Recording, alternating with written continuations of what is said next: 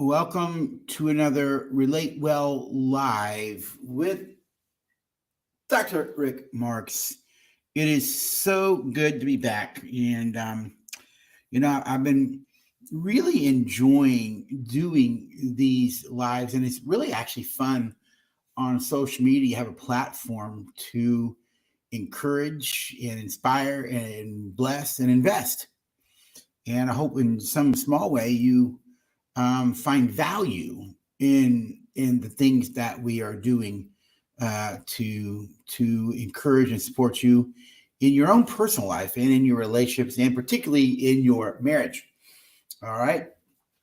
And so Relate Well is a process, a curriculum, and a process that I developed over many years that teaches anyone, single, married, or married or couple, dating, the fundamental skills for healthy relationships. All right. Singles need those skills for healthy relationships as well as dating and married couples. So that's what it's really about, is helping you become the best version of you and to inspire you to have healthy relationships. And here's where we're a little different than most programs. We actually teach you how to do it. We actually give you the skills, the tools. It's not an exercise. It's not a worksheet. It is the skills and tools. Here's what you do to be slow to anger. Here's what you do to speak the truth in a loving way. Here's what you do to not go to bed with wrath. You see, staying up at night to not talk about, staying up at night to get rid of an issue is ridiculous. Not what it said. It didn't say solve a problem before the sun go down. It said don't let the sun go down in your wrath, which basically means move to grace. Move to grace. How do you do that? We teach you.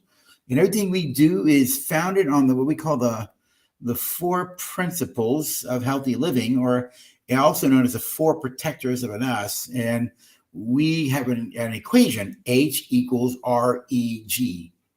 HREG. H equals REG. HREG. Now, what is that? Humility equals respect, empathy, and goodwill. You know, when you choose to live your personal life from a place of humility, the respect, empathy, and goodwill will naturally flow from humility.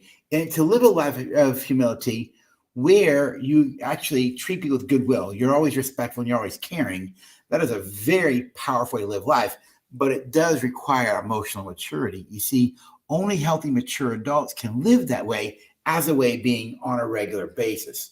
And so that is kind of the core of the Relate Well program. Now, if you are joining me, if you are hanging in here with me tonight, we got 3 platforms we're on. We're on YouTube, we're on Facebook, and then I got Instagram right here. All right. So whatever platform you're on, out of the 3, YouTube, Facebook, or Instagram, please let me know you're out there. Feel free to make a comment. I'll be monitoring the comment sections for all of these. If you have a question, ask a question. These Relate Well Lives with Dr. Rick are a way for me to give, but I'll be honest, I like interaction. So feel free to ask a question, make a comment. If you don't agree with something, just say, hey, I don't agree with it. Write it out. It's okay. We can have a conversation. You can kind of help me help you by interacting with me. All right. So if you want, sit back, take out a piece of paper. We're going to write some notes, and we are going to talk about the 10 tips that if you do these things, you can have a healthy, loving, thriving marriage relationship, which we call having us. Us wins, you both win.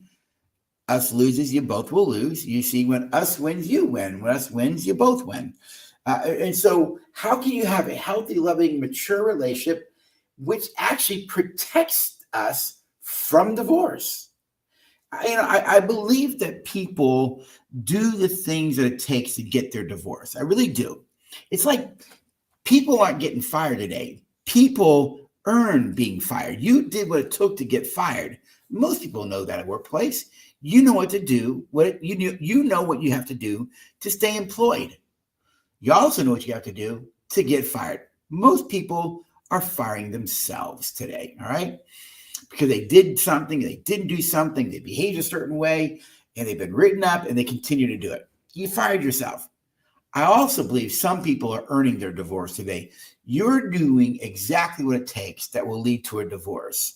And I am, my background is a psychologist and a minister, right? And I hate divorce with a passion.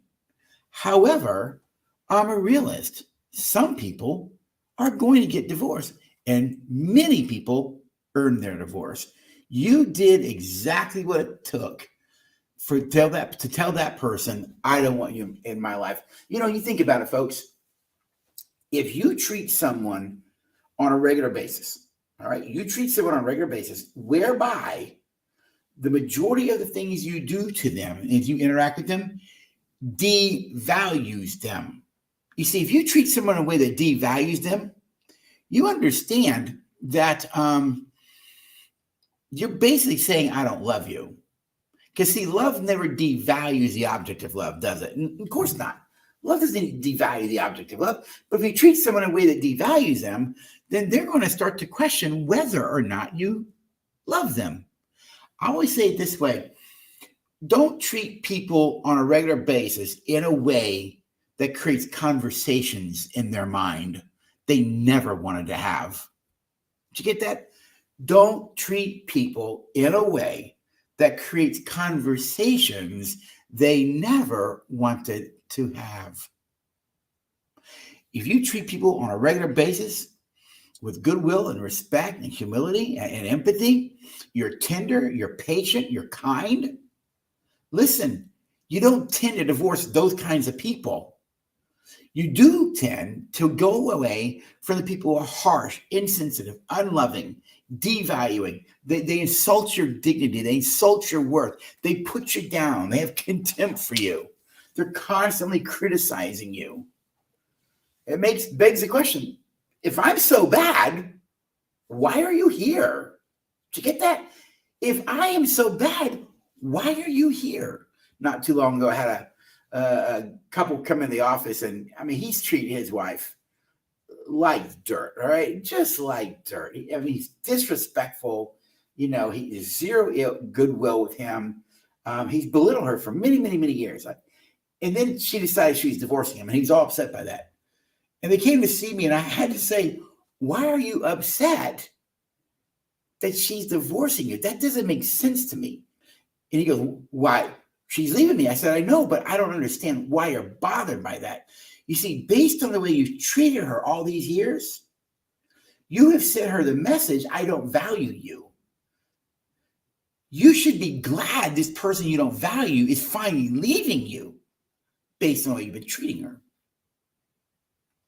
Love never devalues the object of love. And when you treat someone on a regular basis in a way that devalues them, they're probably going to walk out of your life, and you probably earned it. You see, I grew up in a divorced home. So did my wife, and even watching my dad and my stepmom interact throughout the years. Many of us kids would wonder, do y'all care about each other? We never saw them affectionate. They were cordial at times, but for the most part, we just saw angst between them. That's what we always saw, And so we never had tenderness or affection, but we didn't know what love looked like as kids because we never really saw healthy, mature love. We did see abuse. We did some criticism. We did live in an environment where we were always put down and insulted and devalued. We were sent the message, you don't have value. You don't matter. You're not loved. You're not lovable.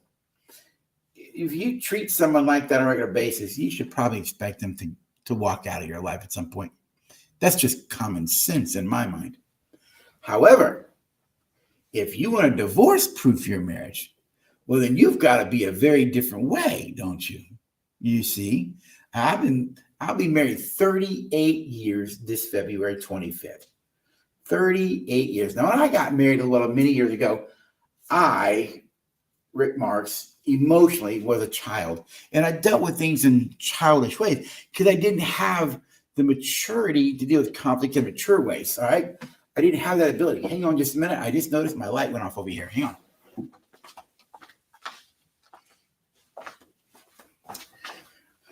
My room over here, if I don't move around a lot, the sensor picks it up and it goes off on its own.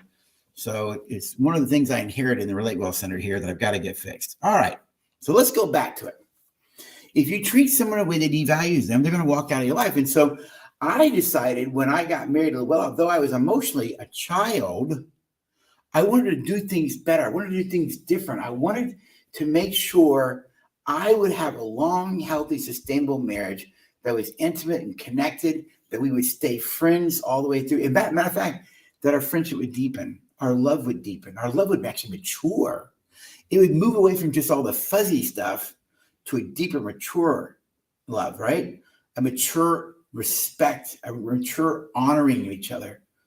By the way, I still like having the fuzzy little butterflies, the little tingling feelings. Of course I have that after 38 years of marriage. My girl's a girl. My girl's a babe in my mind. All right? I'm not so much, However, she is to me. Now, let's jump right into it. If you want to divorce-proof your marriage, here are some things you can do, all right? Number one, if you're taking notes, go ahead and start writing some things down. And by the way, if you're on Instagram or Facebook or YouTube, we're streaming live on all three platforms, tell me you're here. Say hi. Ask a question. Make a comment.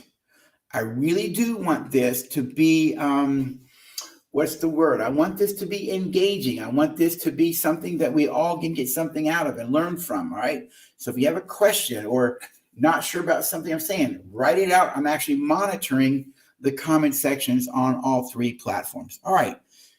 Number one, you want to divorce-proof your marriage. Let me stand up here. If you want to divorce-proof your marriage, what do you need to do first? Number one, we say this way, live a life from this equation.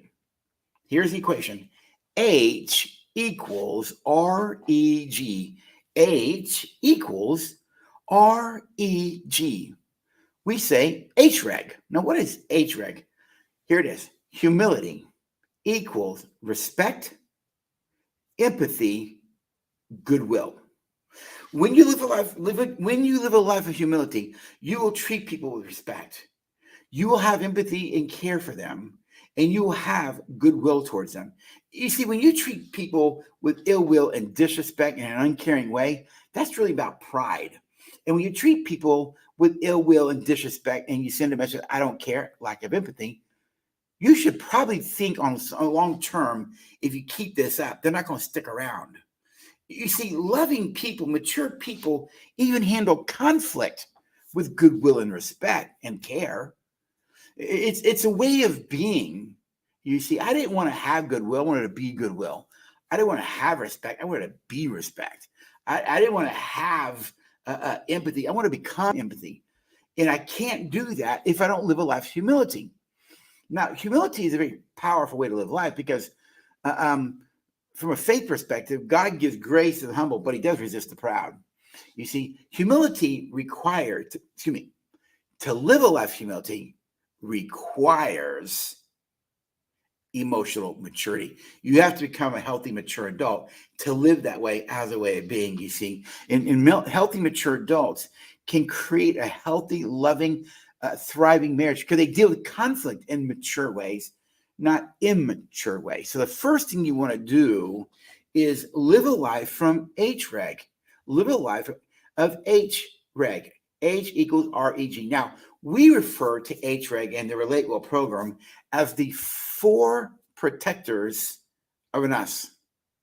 They're the 4 things that whenever you live that way, you by yourself, by the way you're treating people, all right, you are always protecting your relationships. We call that the us. When us wins, you both win. When us lose, you both lose. The most important part of a marriage isn't the husband or wife, it's us. It's us is the synergy that exists between the two of you. It takes 2 to make an us and only 1 of you to kill it. And when you live a life of humility and respect and empathy and goodwill, you by yourself are protecting the usness in your marriage. Gave me new insight and understanding that passage in the book of Romans in the Bible. I think it's chapter 12, verse 18, where the Apostle Paul writes, if at all possible, as far as it concerns you, be at peace with all men.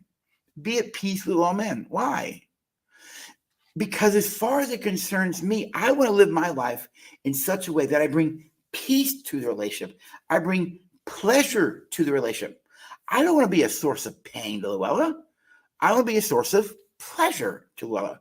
My mentor, Dr. Lori Gordon, always told me, people are always a source of pain or a source of pleasure, moment by moment, in what they do. And if what they do, the bulk of how they treat their partner, they are a source of pain, they shouldn't complain about what they get, you see, because you do not feel love for people who are a source of pain.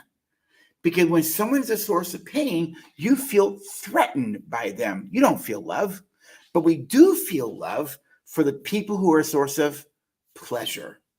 And when you stop being a source of pleasure, you'll stop feeling love. So that's the first one. It is live a life from HREG, all right? Humility, respect, empathy, and goodwill. And the second one kind of flows out of that. Number 2, if you want to divorce-proof your marriage, you've got to learn to value us, not you. If you live your life in your marriage, based on what's best for you, you'll kill the usness off in a minute. Now, how do you know when us is in the house? Simple. You feel it. When us is in the house, you feel the love, you feel the warmth, you feel the tenderness. You can feel the love. You also can feel when us is not in the house, because when us is not in the house, you can feel the angst, you can feel the pain, you can feel the tension, you can feel the resentment. That's why I tell people, you want 2 people in your bedroom every night at the end of the day. You, her, and us, all right? When us is there in the room, you touch, you cuddle, you sleep well. You also know when us is not in the bedroom at night. You feel the tension, you feel the angst, you can feel the anger. I grew up in a home where there was not a lot of us. I'm not living that way as an adult when I have the ability to create a strong, healthy, vibrant marriage. And by the way, let me say this to you. You can be legally married and have no us. Did you get that? You can be legally married and have no us. Us is intentional. Us requires humility, but you have to value us. But if you value you, which is basically Western culture, if you value you, you'll be more involved in you. If you value us, you'll be more involved in us. You decide. So the second tip to divorce-proof your marriage is move from living from me to we. Value the usness in your marriage and make it intentional a way of living. But to do that, you're going to have humility. Number 3, and this is very important, you must see fidelity, loyalty as a value. Be faithful. Be faithful. I don't think I need to say a lot more about that. And what's really tough is being faithful in the midst of distance and disconnection when the temptations are there because you've been so alone, you've been so disconnected, you feel so empty inside, and someone comes along and starts to make you feel valued. They start to give you attention. They start to appreciate you. They start to give you acceptance, and you're not even getting that at home. Let me tell you something. Your brain's going to give you dopamine, and when you start getting dopamine, you start to feel loved. Be very careful. I always tell people, guard your heart when you're alone. You're open to a lot of attack and temptation, all right? But if you value faithfulness, then you'll stay loyal because you have a higher reason for doing it. This is where faith and spirituality comes into play. That I don't want to lower myself to some animal way of dealing with things. I want to have a higher way of living my life as a mature adult, and I'll value loyalty. If that person continues to act in ways whereby they keep sending the message they don't want me in their life, well, they're putting me in a position to have to decide what I want to do, you see. But value faithfulness. Now, number 4 tip, you've got to have good, healthy communication skills. Now, in Relate Well, we actually teach communication skills. We teach confiding skills.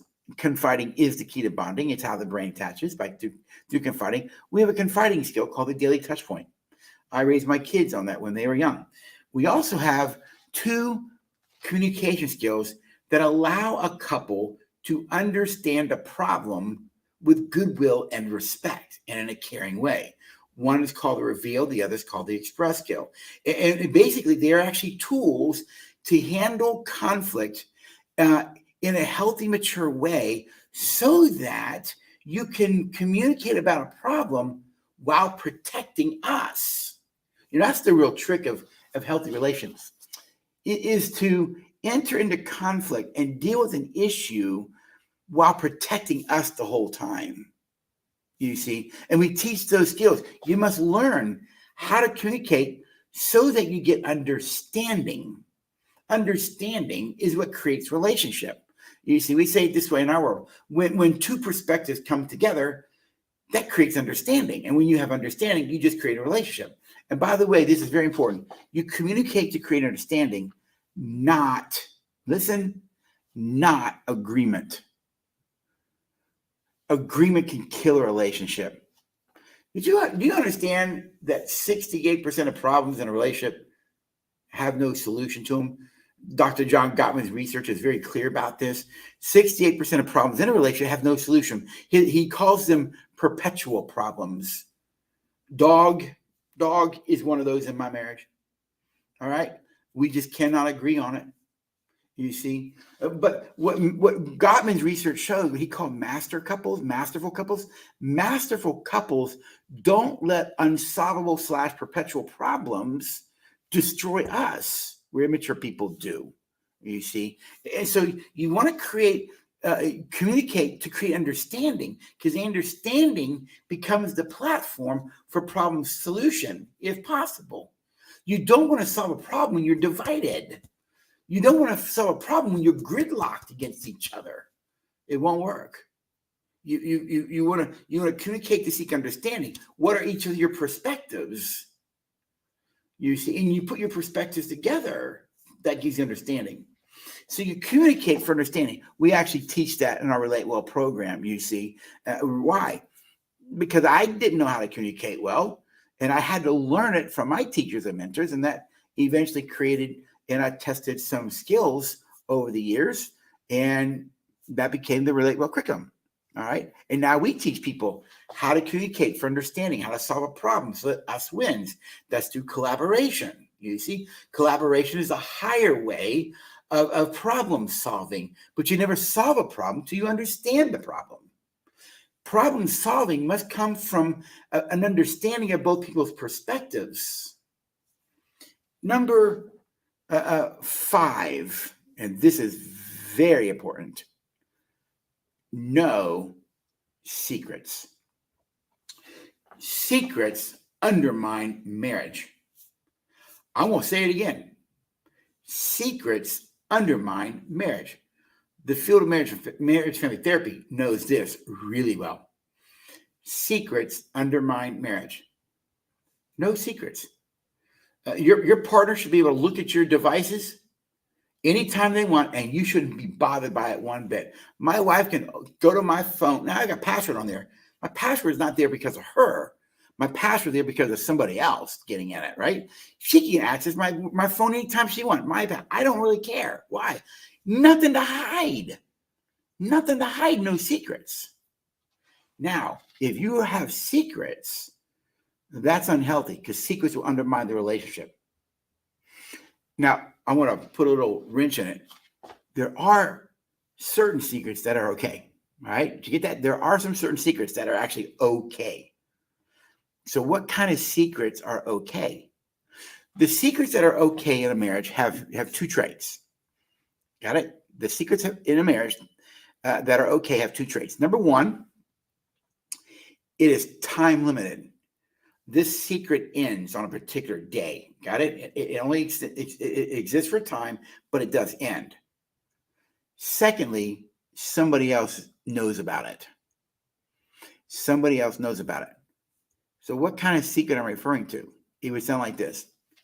I go up to some couple friends of mine, and I say, hey, Don, hey, Diane, listen, Luella's birthday is coming up on February 19th, and I'm going to do a surprise party at, some fish restaurant because she likes fish, right? So get a bunch of people and meet us over there at 6:00. We'll be there. We'll do a surprise party. It's a secret. Someone else knows about it, right? Quite a few people know about it in this case, and it has an end date to it on her birthday. That's a healthy one. But if they're ongoing and no one else knows, not good. Not good. All right. And so number 5 to divorce-proof your marriage, no secrets. No secrets. Hey, Sherrod and Becky Kumar, I just saw you guys there. And Dr. Nick Phillips, welcome. It's good to see you guys. So thanks for being here. And I hope you're finding this at least not boring, right? All right. Number 6, divorce-proof your marriage. Have a daily routine of us time. Have a daily routine of us time. Something that you two do together that builds the us, that enriches it. That may be, hey, in the morning, you just cuddle for 5 minutes. It may be at the end of the day, you kind of sit down at the table and do a daily touch point, like confiding skill that we talk about, all right? Or maybe you do it before you go to bed. Or maybe you do something where you just kind of check in with each other, right? Maybe you wash dishes together, cook food together, or watch a TV show. Watch a TV show together. Do something that is intentional in building us. Now, let's be honest. You can be watching TV and not build us, all right? You can't do that. But you can sit next to each other, hold each other's hands, or, I like to sit next to her and prop my leg up across her, and we just kind of hold hands and caress each other and talk and share. I love that time with Lola. I love in the morning when we wake up, we spend a little bit of time cuddling and just talking about the day and, hopes and dreams or whatever, that connection time. When I come home, I get a hug and a kiss and just a few minutes of connecting. We need daily rituals of connecting time. Couples who do not have daily rituals of creating a connection drift apart over time. Listen, you were doing those kinds of things when you were dating, weren't you? Keep it up. Don't let it die. So the daily routines for us time, you need to have those as well. All right. This one kind of flows from that. Research shows, so this would be number 7, have regular dates. Go on a regular date. Have you ever noticed the difference between a dating couple and a married couple at a restaurant? The difference between a dating couple and a married couple at a restaurant. It's really simple. The dating couple, they're talking to each other. The married couples usually don't. Why? Because the married couple didn't go out on a date. They went out to eat dinner. They just didn't eat at home. That's not a date. That's just eating out somewhere because you didn't want to cook at home. But a date is intentional. Dating couples didn't go out to eat dinner. They went out on a date, and the date included dinner. You get the difference? The date included dinner, but you're actually on a date. The date is about romance, about building the friendship, it's about, talking and sharing and enjoying each other's company. Dates don't have to be about dinner. Dates could be, walking on the beach or scuba diving. Not me, but you get the idea. Do something that you two want to do. Maybe you want to alternate dates. All right, I get to choose a date for me, and you get to choose a date for you next week. Have 2 dates a month, date weekly, but have a regular date night at least 1 to 2 times a month. Doesn't have to cost lots. It doesn't have to cost money, and it doesn't have to cost a lot of money. You just be creative. Do a date night, and research shows couples that continue dating tend to have more satisfaction, more happiness, more connection than those that do not. Why? They're intentional about keeping the love flowing, right? If you lose the feelings of love, I will probably send you that song I enjoy so much by the Righteous Brothers. You've lost that loving feeling. Whoa, that loving feeling. I know, I sing terrible. Go listen to the song. I really like it. Number 8, have a date night and have a routine of time on a daily basis. But here's the next one. Have rituals that create emotional connections. Now, that could be the cuddling time, all right? But have a ritual. I was working with a couple today in an intensive, and one of the rituals they wanted for emotional connection, since they were really big into health and working out, they made an agreement that every week they would work out together. And because he benches 400 and she does not, he said, what I will do, I'll be intentional about making sure we have a workout routine that we can both do. That was a ritual for emotional connection that he wanted. And she wanted something whereby they would actually spend time talking at the end of every day. And what her ritual for emotional connection was, at the end of every day, I want you and me to before we go to sleep, I want us to talk about one thing we appreciate about the day and one thing we wish was different about the day. You see, that was a ritual for emotional connection that she was looking for. All right. So we talked about those rituals for emotional connection. All right. And these are things that let me go turn this on again. Here we go. I apologize for that. Got to find an electrician, come fix that thing for me there. Now, you create these emotional rituals for emotional connection. Why? Because when you have rituals for emotional connection, you're always bonding. You're always enriching the us. It draws you to your partner. It makes you feel loved and valued. It makes them feel loved and valued. You're doing things together. Number 9, and this is very important in my world, all right? And in my book, in my estimation. Number 9, live a life of gratitude. Live a life of gratitude. You know, when couples get in distress, all they do is complain. You look at the negative.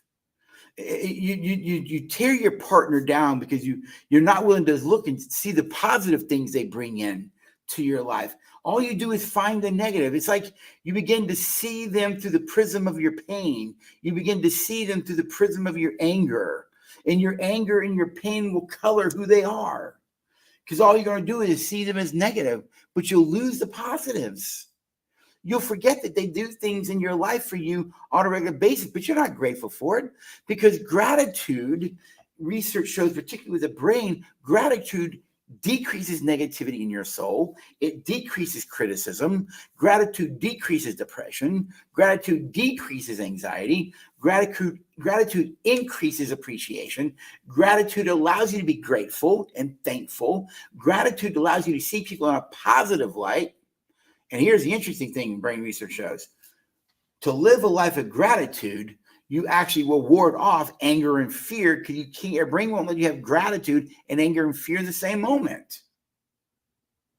And it takes maturity to live a life of gratitude. I believe in this, by the way, as a way of being. I have learned to live my life to the best of my ability. In the midst of it, I'm going to find something to be grateful for. I'm going to find a reason to be grateful, because there's always reasons to be grateful. The problem is, whenever you're angry and hurt, all you begin to see is the negatives, and you never get to see the things they do in your life. True story. 19th year of marriage. I had gotten out of the shower, went to my bottom drawer where my t-shirts and underwear are always. 19th year of marriage. And I opened the drawer, and I say this way, it was like an epiphany, only because I felt it in my body. And I had this realization and awareness I actually felt. And when I looked down and saw my clothes there in the bottom drawer, I actually said out loud, they're always in there. Luella was in the closet. She heard that. And I heard from the closet, what? I said, 19 years of marriage. When I open up this drawer, t-shirts and underwear are always there. By this time, she's looking at me like I'm kind of odd. I go, no. Hear me out. I just realized something. I take that for granted. I don't think about it. I don't consider it. I don't ponder it. When I open up that drawer, they're just there. And when I realized in that 19th year, on this day that this happened, this morning it happened, it hit me. The fact that I open up that drawer and those clothes are in there without me thinking about it, considering it, pondering it, they're just there. Listen to what I said a little while ago.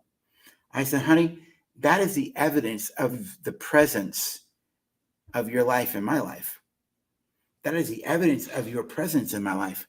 If you were not in my life, they would not be there unless I made it happen.